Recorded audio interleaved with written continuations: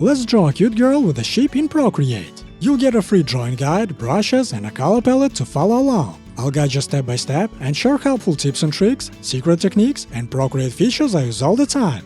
To follow along with me, you can download a free file that includes a detailed palette, a reference image, a canvas, a guide, and a paper texture. My patrons get access to a more detailed guide, exclusive lessons, and a full set of brushes. 3 of those brushes are also available for free to everyone, and those are the ones I'll be using in this lesson. Let's create the first layer and pick this color. After that, let's select the signature graphite. It's the first of the 3 free brushes. For the eraser, I also always use the signature. Draw however feels comfortable and don't be afraid to make mistakes. Double-tap the pencil to switch between the eraser and the brush, and you can easily fix anything you need. I start by drawing the outline of the head, then make the brush a little bigger and fill in the shape. Now let's draw the hair. Create a new layer, pick this color, and choose the pastel pencil. This brush changes size when you press, and instead of transparency, it changes density. I use it all the time, so I wanted to share it with you. Hope you like it too. If you don't want the layers underneath to show through the texture, just duplicate the layer and merge the original with the copy. I do this a lot to make the layer denser. To add variety to the outline, you can mix brushes. You can use different sizes of the same brush or combine textures from different brushes. I draw with all my brushes in the tutorials on my Patreon, and I also show how my brushes work in the demo video linked below. Let's create a new layer above the hair and draw the ear. It's just an oval, I always try to keep shapes simple. Next, let's create a new layer for the eyebrows and use the pastel pencil. It works better here because of its dynamic size changes.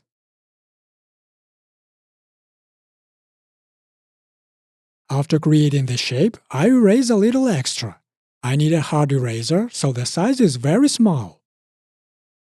Then I duplicate the layer to make it denser and merge the copy with the original in the Layers panel.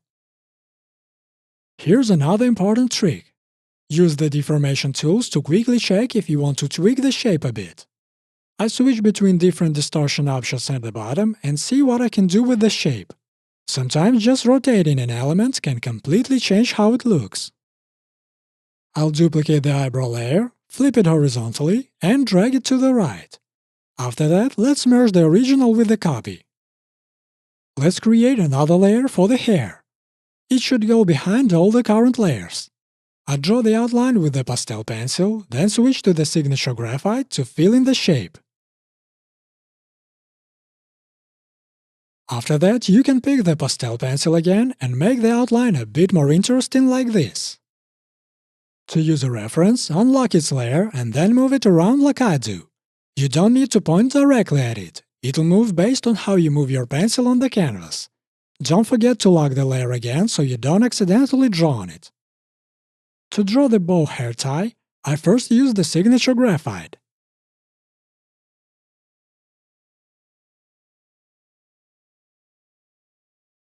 Then I switch to the eraser to remove any extra.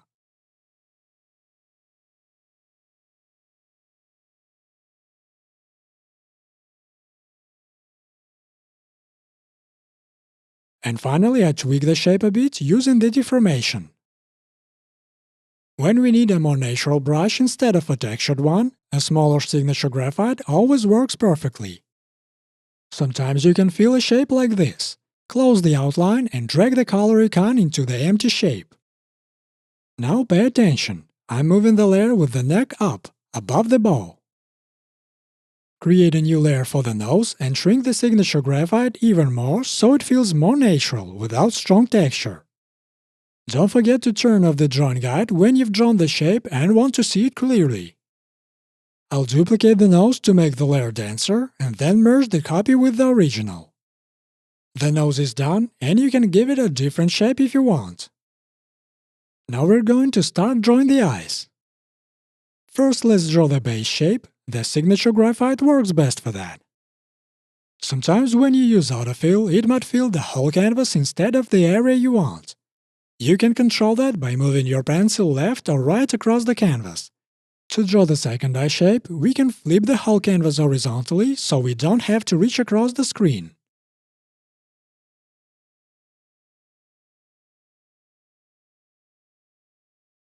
Let's draw the circles now. Create a new layer for the first circle. Don't stress about making it perfect, just draw a rough circle. Hold your pencil on the canvas for a few seconds, and then choose Circle from the two suggested shapes. Duplicate this circle, grab the next color, and fill it. Then make it smaller. Do the same again. Create another circle, fill it with the next color, and scale it down. To make the highlight, we'll quickly practice creating color manually. Open the Value tab. We're focusing on saturation and brightness. Drop the saturation to 0 and raise brightness to 100. That gives us pure white. Draw the highlight and lower the opacity of that layer. Let's select these layers and move them up. Now select a layer and tap Clipping Mask. Do the same for other layers.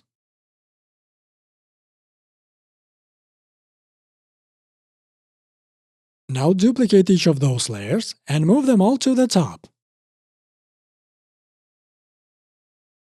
Then drag them to the other eye shape. You don't have to follow along with this step, I just merged the layers to keep the eyes more compact in the Layers panel. Now let's add a shadow to the eyes. Create a new layer and apply a Clipping Mask to it. Then lower the brightness to 0 to get pure black.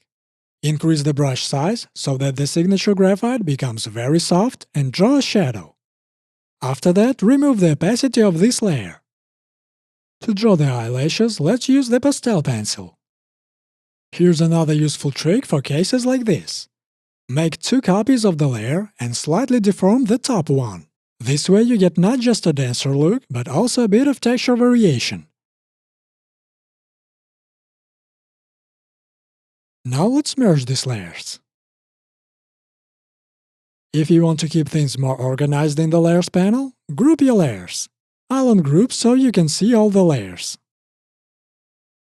We'll draw the lips using the signature graphite and the eraser. Let's create a large shape and gradually remove the extra parts.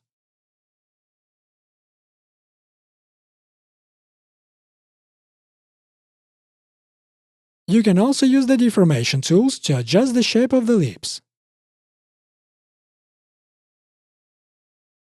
I'll draw the lower lip on the same layer, then select it with Freehand Selection so I don't accidentally erase anything on the upper lip.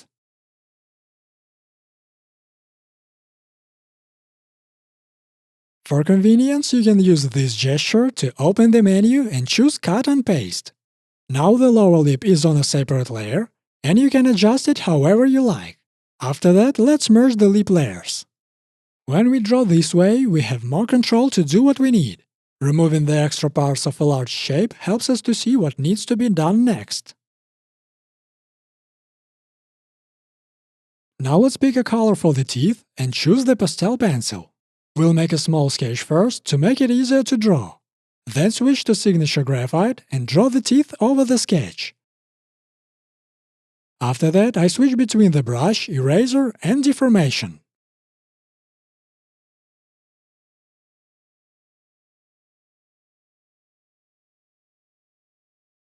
We'll draw corners of the lips with the signature graphite. For the cheeks, the hazy graphite and the signature graphite work really well. They look a bit different in this case, which lets you switch between them in different drawings for this purpose. The third basic brush that's available for everyone is the gesture pencil. With this brush, I draw sketches and some subtle details like this.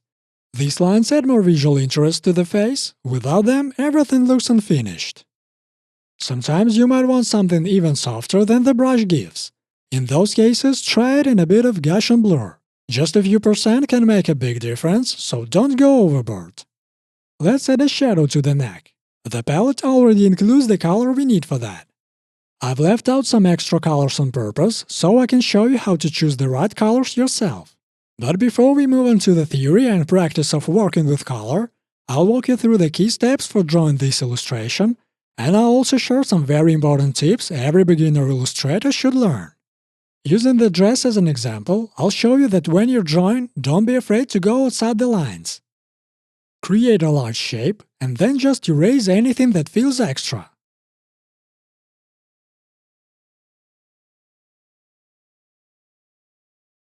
Now let's move on to drawing hands. Before you start, rotate the canvas so it's comfortable for you. First, draw a square like this, and then the thumb. Now let's draw the lines that will form the base of the fingers and gradually thicken them, keeping an eye on the proportions.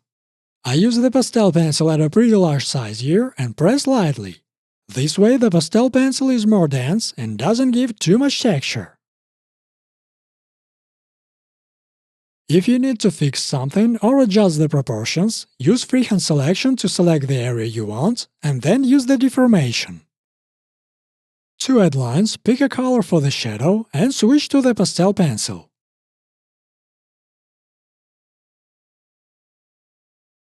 Using this sleeve as an example, I'll show you another trick that I use often. Let's draw the shape we need using the Selection tool, and then fill the selected area with color. In just a few seconds, we've got a shape ready for further refinement. Now I switch between the signature graphite and the eraser, and lower the layer's opacity in the Layers panel. After that, I'll use the eraser to create the circles.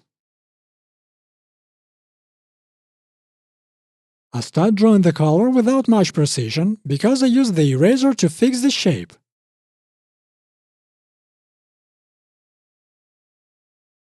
You can even slightly deform a part here to quickly adjust the shape as needed.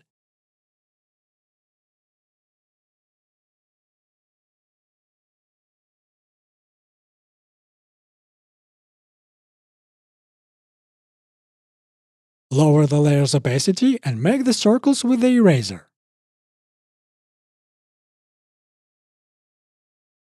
Now let's copy the arm and move this layer down. Adjust the arm, use Freehand Selection, and deform it a bit.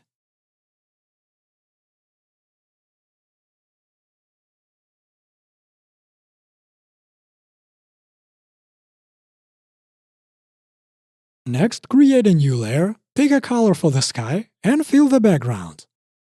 Draw the bushes, each on its own layer, then take the signature graphite and draw the cloud. Increase the brush size to make it softer. To draw a sheep, use the skills I've already shown you in this tutorial. There are still plenty of techniques and tips ahead. If you've forgotten how to do something, go back and review it to reinforce what you've learned. And if you have any questions, I'm always here to help. To draw garlands, let's use the pastel pencil. If it feels too tricky, draw it from a reference or just draw it however you like. When you need to make the lines denser, simply duplicate the layer. The main focus in drawing a garland is the flowers, so now I'll show you a mini tutorial where I'll show you 4 different ways to draw them. First way, we'll begin with a quick sketch to plan how the petals will be arranged and how many we want. I'm not trying to be precise, I'm just roughly placing where I want the petals to go. Then we'll draw the petals directly over those guidelines.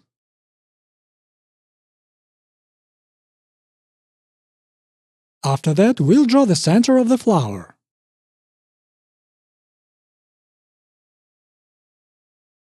Second way, draw one petal first and adjust its shape if needed. Then make copies and rotate them.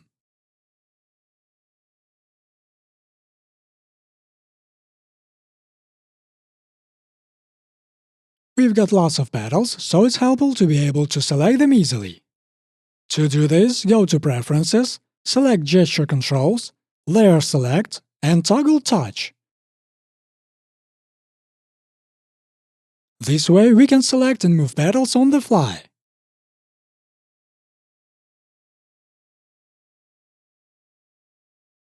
Third way, duplicate an existing flower, resize it, and distort it. Then make as many flowers as you need and change their colors.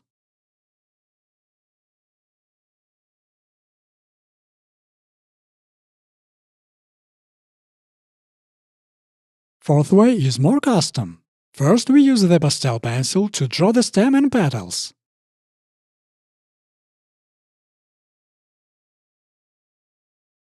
Then take the signature graphite and draw any flower you like. The exact shape doesn't matter here. After this, create another layer, Make the color darker, apply a clipping mask, and draw petals like this.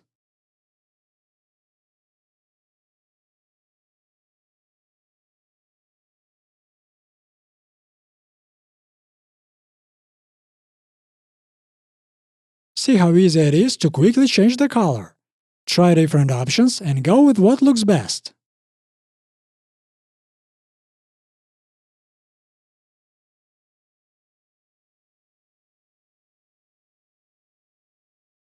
In this mini tutorial, I'll show you how to draw butterflies.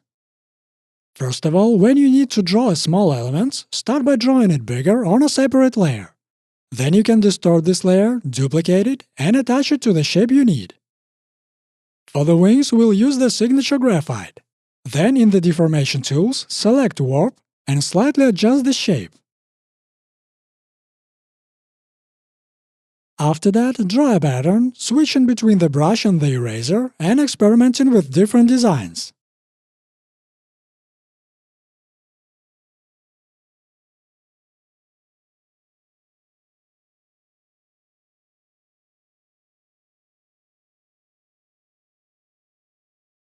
Most of the time, to create an additional color, I change the hue by just 1 or 2 steps. 1 step equals 5 degrees. Here, let's change the hue from almost 40 to 35.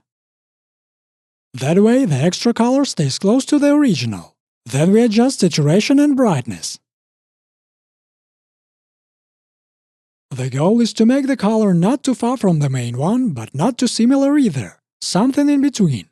Let's create a few samples to find the right color. We'll be drawing lines, so let's use the pastel pencil. Here's a case when you don't need to change the hue. Just adjust the saturation and brightness.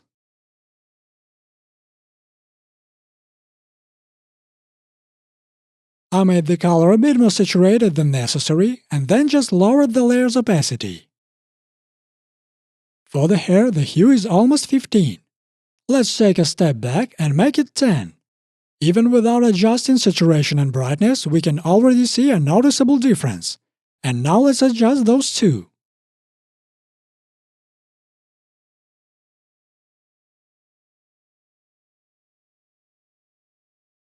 If you suddenly feel the color doesn't fit, just change it and fill the layer. If you enjoyed this tutorial, give it a thumbs up, share it with a friend, and subscribe so you don't miss new tutorials on my channel. Thanks for watching, see you soon!